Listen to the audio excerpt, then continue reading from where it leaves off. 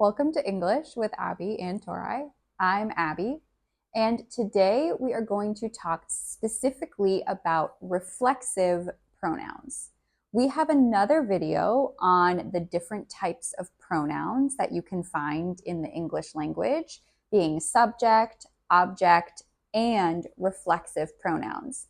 But someone in the comments said that they didn't really understand reflexive pronouns, and so we wanted to create a whole video just on reflexive pronouns so you can master them and know how to use them in English.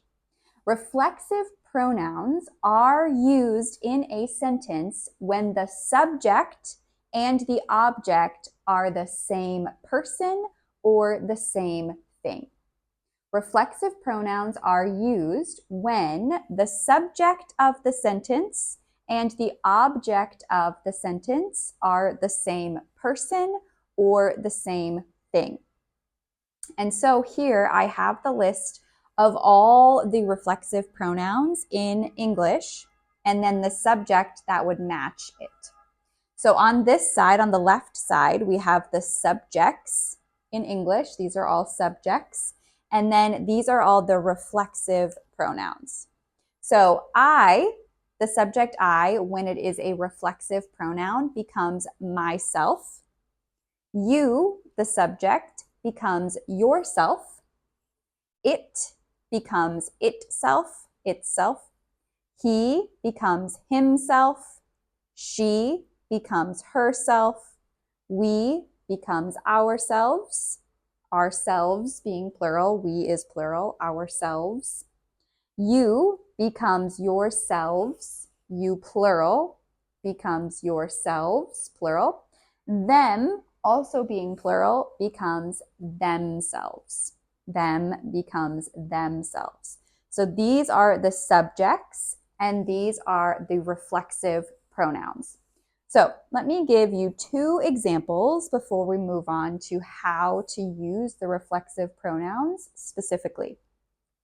Again, reflexive pronouns are used when the subject and the object of the sentence are the same. So if we were to use I, the subject I in the sentence, we would then use myself as the object. So I could say, I cut myself while cooking. I cut myself while cooking. I, being the subject, I cut myself. I cut myself. I, the subject, and myself, the object, are the same. I would not say I cut me while cooking. I would say I cut myself while cooking. I cut myself. Another example using the subject she and the reflexive pronoun herself.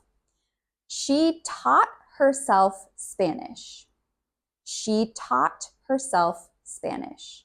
So in this sentence, she taught herself Spanish. She is the teacher, but she is also the learner. And so she taught herself.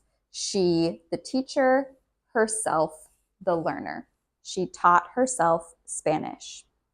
Now let's look at 3 times or 3 different ways we use reflexive pronouns. Here are 3 ways or 3 times we would use reflexive pronouns in sentences. The first, like I was talking about at the beginning, the first is when the subject does something to itself. When the subject does something to itself, like those 2 examples. I cut myself while cooking. I cut myself. Or she taught herself Spanish. She taught herself Spanish. She is the teacher and also the learner. Another example, he hurt himself playing football. He hurt himself playing football. He, the subject, and himself, the object, are the same person. He hurt himself playing football. So reflexive pronouns are used when the subject does something to itself. to itself. Again, itself here being another reflexive pronoun. The second time, or the second way we would use reflexive pronouns, is to emphasize the subject. To emphasize the subject. So in these sentences, the reflexive pronoun is not needed. The sentence would make sense without the reflexive pronoun, but the reflexive pronoun puts emphasis or emphasizes the subject or emphasizes what is happening. So for this example, I'll do it myself.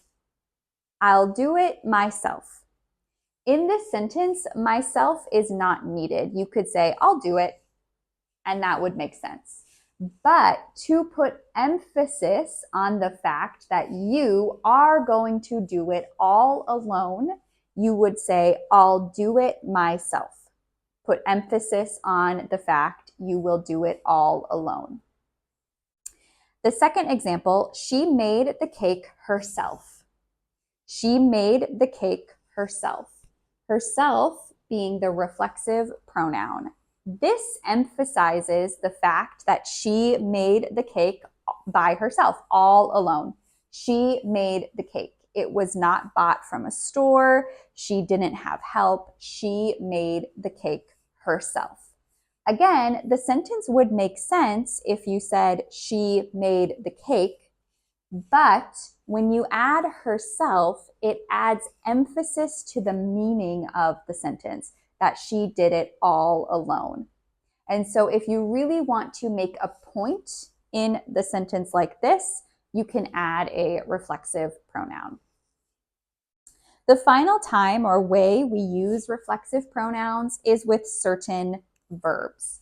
Certain verbs need reflexive pronouns to have the meaning make sense. And so the first example is enjoy yourself. Enjoy yourself. And when someone tells you to enjoy yourself, it means they want you to have a good time. If I say, oh, are you going to the beach? Oh, enjoy yourself. Have a good time at the beach. I hope that you have fun. Enjoy yourself. Or the next one, introduce yourself. This would be when you are in a setting with new people and someone asks, oh, can you introduce yourself, please? And then you would talk about yourself. You would say your name, maybe what you do for work, where you are from. You would introduce yourself. And the final example is help yourself. Help yourself. This is used really specifically in a context with food. If there is food for you to just take, or if you're eating something, or you need to go get something, someone would say, oh, help yourself. And you can go and get the food yourself. You can fill up your plate, get drinks for yourself. If someone tells you to help yourself, it means you can go ahead and do whatever it is you're getting. You can get the food or drinks that you're getting. And that is what help yourself means. Let's talk about some mistakes now that are made with reflexive pronouns. I have two ways that they are used incorrectly. And so these are ways to avoid using reflexive pronouns. The first is using them when they are not needed in a sentence. Using them when they are not needed. So I have two examples here. She told herself the news, or she told him the news. Herself or him. In this sentence, this is the mistake.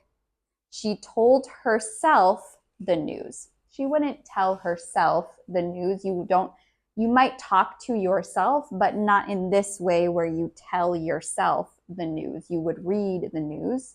If you read to yourself, it means you read quietly, but you don't tell yourself the news. But she told him the news, him being the object pronoun in this sentence. And yeah, she could tell him the news, talk to him and tell him the news. So this would be a correct way to use that. Here, we would not use a reflexive pronoun. It doesn't make sense. And so avoid using them when they are not needed in a sentence.